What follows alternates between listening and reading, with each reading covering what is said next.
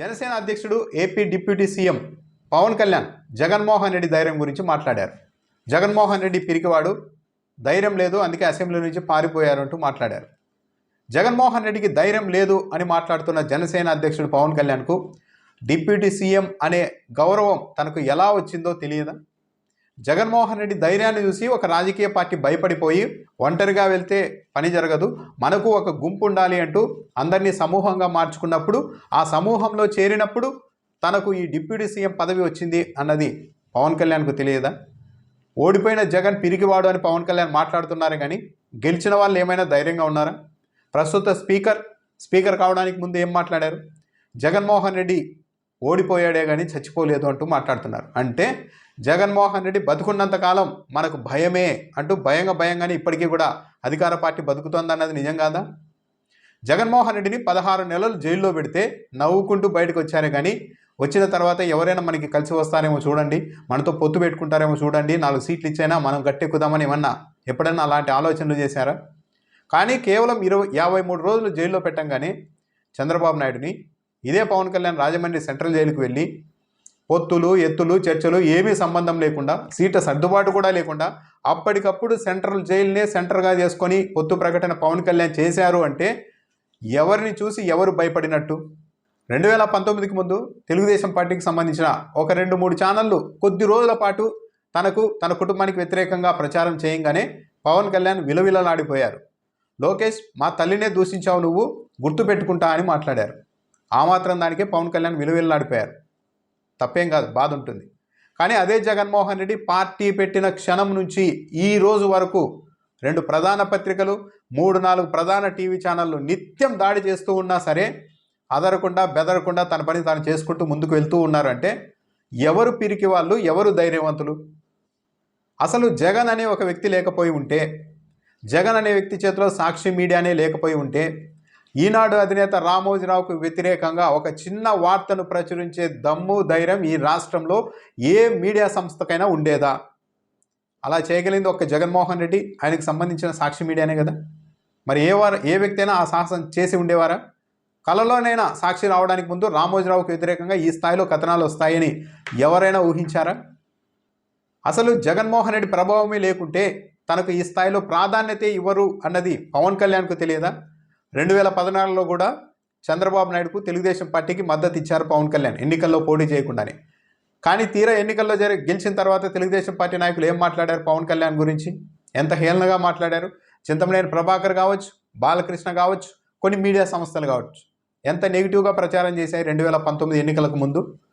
అదే ఈరోజు పవన్ కళ్యాణ్ గురించి చంద్రబాబు నాయుడు మాట్లాడాల్సి వస్తే, టీడీపీ నేతలు మాట్లాడాల్సి వస్తే పవన్ కళ్యాణ్ గొప్ప నాయకుడు, మానవతావాది, త్యాగశీలి, ఆయన త్యాగాలకు వెలకట్టలేమని పదే ఎందుకు మాట్లాడుతూ ఉన్నారు?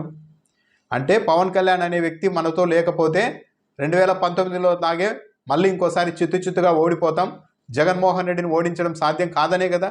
జగన్మోహన్ రెడ్డిని ఎదుర్కోవాలన్న ఉద్దేశంతోనే కదా పవన్ కళ్యాణ్కు విపరీతమైన గౌరవ మర్యాదలు ఇస్తూ ఉన్నట్టుగా మాట్లాడుతూ ఉన్నది. ఇలా విపరీతంగా గౌరవ మర్యాదలు ఇస్తూ ఉన్నట్టుగా చెబుతూ పవన్ కళ్యాణ్ సుదీర్ఘంగా తెలుగుదేశం పార్టీ పంచనే ఉంచుకోవాలి అన్నది తెలుగుదేశం పార్టీ నాయకుల ఆలోచన కాదా? పవన్ కళ్యాణ్కు టీడీపీ నేతలు ఈ స్థాయిలో గౌరవం ఇస్తూ ఉన్నారంటే అటువైపు జగన్మోహన్ రెడ్డి ఉన్నారు, అతను రాకూడదు ఎట్టి పరిస్థితుల్లో అన్న భయంతో కాదా? 2019 ఎన్నికల్లో తెలుగుదేశం పార్టీ ఓడిపోగానే చంద్రబాబు నాయుడు ఆ మరుక్షణం నుంచే బీజేపీతో పొత్తు తెంచుకోకుండా ఉండాల్సింది, నరేంద్ర మోడీ అంటే నాకు కోపం లేదు, ఆయన మీద వ్యక్తిగత ద్వేషం లేదు, మోడీతో ఉండాల్సింది, ఇంకో అడుగు ముందుకు వేసి జనసేనతో కూడా దూరమై తప్పు చేశాము అన్న భావన, ఆ చర్చ తెలుగుదేశం పార్టీలో విపరీతంగా నడిచింది. కానీ జగన్మోహన్ రెడ్డి ఓడిపోయినప్పుడు ఎప్పుడైనా సరే ఫలానా వ్యక్తిని కలుపుకొని ఉంటే బాగుండు, అతను వచ్చి నాకు సాయం చేసింటే బాగుండు అని ఎప్పుడైనా ఎదురు చూశారా? జగన్మోహన్ రెడ్డి పిరికోడు, ధైర్యం లేదు, పారిపోయారు అని చెప్తున్న పవన్ కళ్యాణ్ కూడా 2019లో సరే చిన్న పార్టీలతో కలిసినప్పటికీ దాదాపు ఒంటరిగా పోటీ చేశారు, ఓడిపోయారు, ఎమ్మెల్యేగా కూడా గెలవలేకపోయారు. మరి ధైర్యం ఉంటే, వీరత్వం ఉంటే, ధీరత్వం ఉంటే మళ్ళీ ఒంటరిగానే పోటీ చేసి ప్రజల మనసును గెలిచి అధికారంలోనికి రావచ్చు కదా. జగన్మోహన్ రెడ్డి లాగా కనీసం 40% ఓట్లు తెచ్చుకోవచ్చు కదా.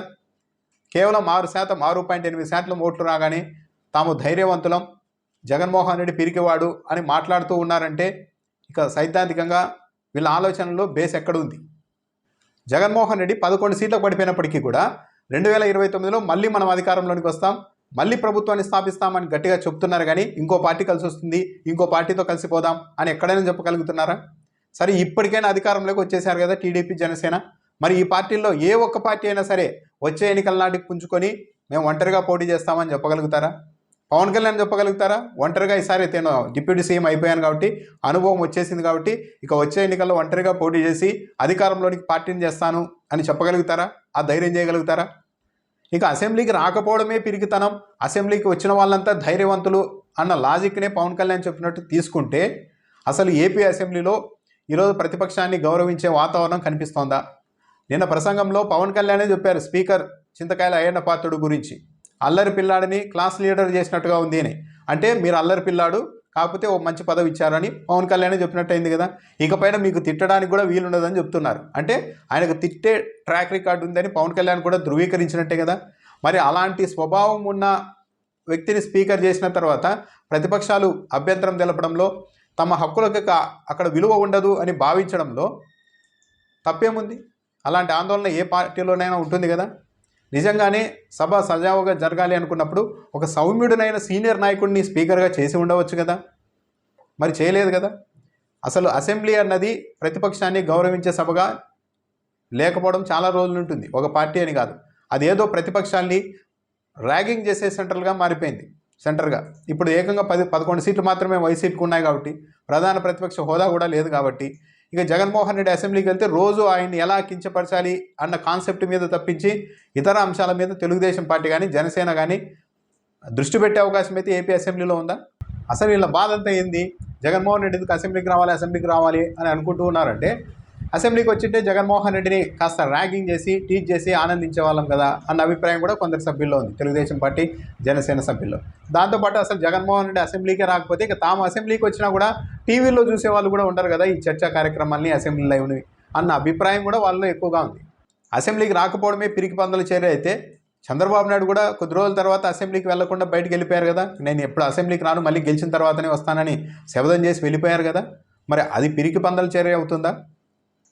జగన్మోహన్ రెడ్డికి నిజంగా ధైర్యం లేకుంటే తన పార్టీ పెట్టిన క్షణం నుంచే అడుక్కో గండం మాట వేసినా సరే వాటన్నింటినీ దాటుకొని ముందుకు వెళ్ళి ఉండగలిగేవారా? కాంగ్రెస్ పార్టీకి తాను తన తల్లి మాత్రమే రాజీనామా చేసి ఉప ఎన్నికలకు వెళ్ళి లక్షల మెజారిటీతో గెలిచి వచ్చారు. ఇది మరో నాయకుడు అయితే చేయగలిగేవారా?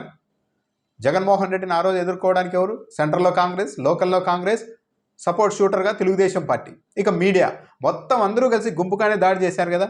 మరో నాయకుడు అంటే ఏం చేసేవాళ్ళు? వద్దురా బాబు అని చెప్పి ఆ పార్టీని ఆ రోజు మూసేసుకొని ఆ ప్రస్థానాన్ని అక్కడికి ఆపేవాళ్ళు. కానీ జగన్మోహన్ రెడ్డి ఏ రోజైనా ఆపారా?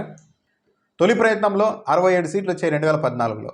ఇంకెందుకు మళ్ళీ అని చెప్పేసి ఏమైనా ఆ పార్టీని తీసుకెళ్ళి ఇంకో పార్టీలో విలీనం చేసి ఏదో మంత్రి పదవి ఏదో తీసుకొని ఏమన్నా సర్దుకుపోయారా? 2019 వరకు నిలబడ్డారు కదా, సుదీర్ఘంగా పాదయాత్రలు చేశారు కదా. అలాంటి పోరాటం పవన్ కళ్యాణ్ ఎప్పుడైనా చేయగలిగారా? కేవలం సభల్లో గట్టిగా ప్రసంగించడం తప్పించి పవన్ కళ్యాణ్ నిజంగానే ఎప్పుడైనా ఒక వీధి పోరాటమో లేకుంటే సుదీర్ఘంగా ప్రజా పోరాటం ఏదైనా చేశారా? అలాంటి వ్యక్తులు ఇప్పుడు జగన్మోహన్ రెడ్డి జస్ట్ ఓడిపోయినంత మాత్రాన ఆయన పిరిగివాడు అని మాట్లాడడం హేతుబద్ధత ఎంతవరకు ఉంది? జగన్ ఎదుర్కొన్న వేధింపులు, కేసులు ఇవన్నీ మరో వ్యక్తి ఈ దేశంలో ఏ రాజకీయ నాయకుడి మీదైనా ఉండి ఉంటే ఇంత ఒత్తిడిలో అసలు ఒక్కరోజైనా పార్టీని నడిపి ఉండేవారా? అసలు జనసేన పార్టీ 100% స్ట్రైక్ రేట్తో 21 సీట్లు సాధించిందని జనసేన వాళ్ళు చెప్పుకుంటున్నారు. కానీ ఆ పరిస్థితికి లోన మదన పడిపోతున్న పార్టీ వైఎస్ఆర్ కాంగ్రెస్ పార్టీ కాదు, ఇంకో పార్టీ అన్న విషయం జనసేనకు తెలియదా? వచ్చే ఎన్నికల్లో ఇదే స్ట్రైక్ రేటుని చూపించి 21 సీట్లను గెలిచాం కాబట్టి 100% స్ట్రైక్ రేట్ తమకుంది కాబట్టి కనీసం మాకు 50 సీట్లు అసెంబ్లీ సీట్లు ఇవ్వాల్సిందే అని చంద్రబాబు నాయుడిని డిమాండ్ చేసి మరి సాధించే ధైర్యం ఇప్పటికైనా పవన్ కళ్యాణ్కి ఉంటుందా? ఉండదు. జగన్మోహన్ రెడ్డి అనే వ్యక్తి అధికారంలోకి రాకుంటే చాలు, మనం ఎంతకైనా కాంప్రమైజ్ అయిపోదామన్న ధోరణితోనే పవన్ కళ్యాణ్ విధానం నడిచిందే కానీ ధైర్యంగా ఎక్కడ నిర్ణయాలు తీసుకోగలిగారు?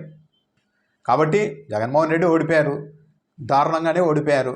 కానీ 40% ఓటింగ్ ఉంది. ప్రధాన ప్రతిపక్షంగా అసెంబ్లీలో స్పీకర్ గుర్తించకపోవచ్చు కానీ ప్రజలు గుర్తించారు. దాన్ని గుర్తించం అనే వాళ్ళని వాళ్ళ విజ్ఞతకే వదిలేయాలి. కాబట్టి జగన్మోహన్ రెడ్డి ఏదో అసెంబ్లీకి రాలేనంత మాత్రాన ఆయన పిరికి పంద, ధైర్యం లేని వాళ్ళు, పిరికి వాళ్ళు అని పవన్ కళ్యాణ్ లాంటి వారు మాట్లాడడం ఆయనకే కరెక్ట్ కాదు. చెప్పాలంటే పవన్ కళ్యాణ్కి కాస్త గౌరవం ఉంది కొన్ని వర్గాల్లో.